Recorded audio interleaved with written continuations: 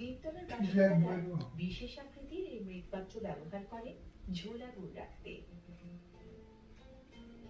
দানাদার ঝোলা গুড় রাখার মৃৎপাত্রটি দেখতে কলস আকৃতি হওয়ায় এই গুড় পরিচিতি পেয়েছে কলস গুড় নামে।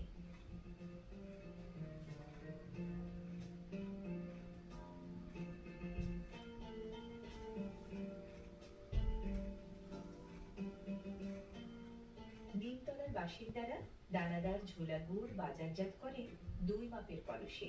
ছোট কলসে ঝোলা গুড় আটে 10 কেজির মতো, আর বড় কলসে 15 থেকে 16 কেজি।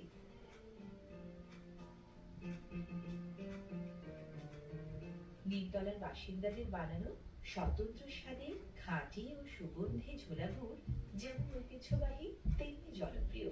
তাই চালানো বিক্রি হয় কাছে ও দূরের হাট বাজার মোকামে।